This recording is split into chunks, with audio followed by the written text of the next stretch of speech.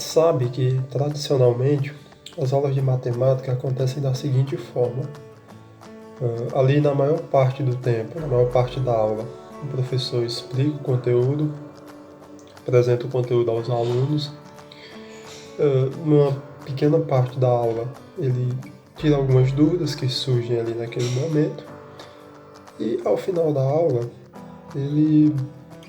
passa a atividade para casa, passa algumas questões para que os alunos façam em casa e tragam na próxima aula essas questões feitas. Pois bem, a metodologia da sala de aula invertida, como o próprio nome sugere, ela propõe justamente o contrário dessa forma de ensinar matemática. Como assim? A metodologia da sala de aula invertida propõe que os alunos tenham contato com o conteúdo antes da aula, ou seja, que esse conteúdo seja dado para os alunos de alguma forma, por meio de algum material, para que eles estudem, para que eles deem uma olhada antes da aula, certo?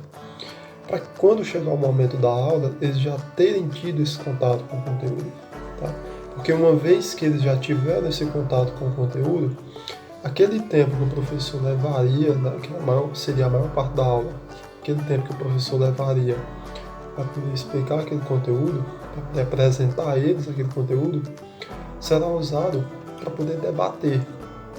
sobre o conteúdo que eles já conhecem, que anteriormente já foi apresentado a eles, certo? Então é uma inversão. Ao invés da maior parte do tempo ali o professor ter que estar explicando, está apresentando o conteúdo, ocorre um debate onde as dúvidas são sanadas, onde o conhecimento de todos é colocado em evidência, é exposto, e isso contribui de forma positiva para o ensino e a aprendizagem de matemática, certo? Então, relacionado aos dois conteúdos propostos no plano de aula, que foi postado lá na plataforma, que é basicamente as noções sobre plano cartesiano e construção de gráficos, a gente pode fazer o seguinte. Primeiro,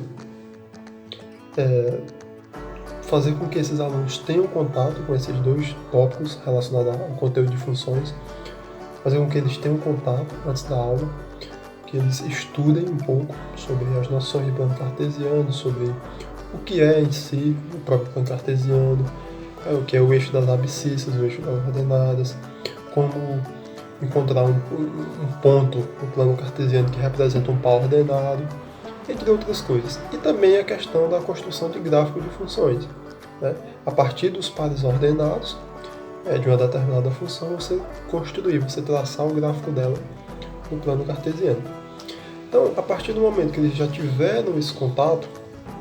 com o conteúdo antes da aula, quando chegarem no momento da aula, ao invés do professor explicar o que é o plano cartesiano, ensinar como traçar o gráfico e tal, ele propõe um debate sobre aqueles conceitos, aquelas definições que os alunos já viram,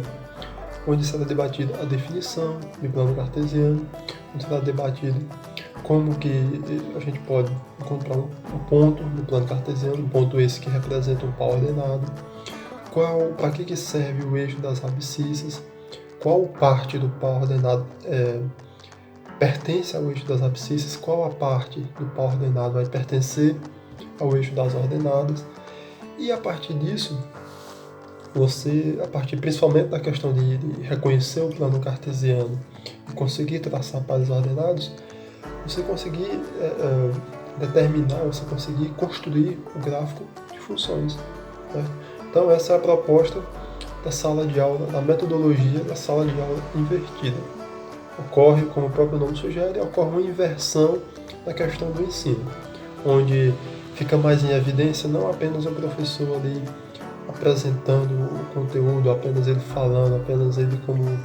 detentor de todo o saber, mas sim o diálogo entre todos da classe, a questão de considerar a opinião de todos, o conhecimento de todos, a visão de cada um sobre o mesmo conteúdo, né? E isso se torna sempre muito produtivo para a questão do ensino e da aprendizagem. Além do mais, o professor passa a ser apenas um mediador, um orientador de toda aquela situação.